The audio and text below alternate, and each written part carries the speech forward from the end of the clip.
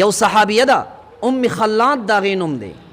دغه ام خلاد د دې بچي دي زامن دي او د خپل بچي دی د پیغمبر علیه صلات وسلام سره د یو غزا دپاره تیار کړه. پیغمبر علیه صلات وسلام غزا لتلو د خپلو بچو ته ووایي د الله رسول غزا له روان دی، لہذا تاسو هم ورسره لاړ شئ. غزا نه چې کله واپس شوه دې ته خبر رالی چې ستا یو بچی هغه په غزا کې شهید شوی دی. اوس دغه وخت دا به په دې باندې څنګه تېرېږي زما عزتمندو چې چاته د خپل بچي د مرګ هغه اعلان او هغه خبر ورورسي، په ده باندې په دغه وخت کې څه تېرېږي؟ د بچي غم دا ډېر لوی غم دی، دا ډېر لوی غم دی. نو اوس د بچي غم دی، په انسان باندې دغه وخت کې څه تېرېږي او په دې څه سوی د ده د خولې نه کم کم الفاظ وځي.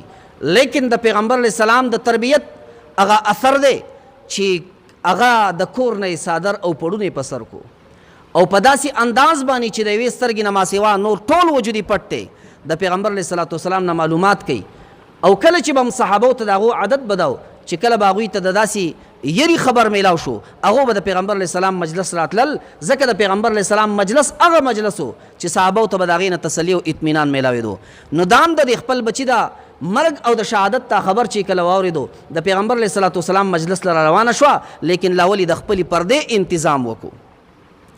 راله د پیغمبر علیه السلام نه تپوس کې د الله رسوله ما ته خو داسې خبر را رسېدلی دی چې ستا بچی شهید شوی دی.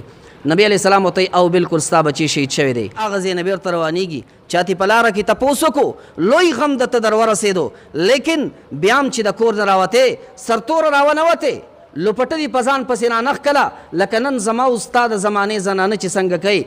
هغه ورته وایي ان عذر ابني که زما نه زما بچی فوت شو کم از کم زما حیا زمانه نه ده فوت شوي، بچی رانه فوت شو، بچی مې شهید شوی دی، حیا خو مې نه ده شهیده شوي، خپله حیا به چې کوم دی بیا هم باقي ساتم. زما عزتمندو موتا دې سوچ وکړو، په موتا باندې معمولي تکلیف راشي بیا زما او ستا زنانه هغه د کور نه بلکې بازار ته چې کوم دی سرتوره رسېدلي.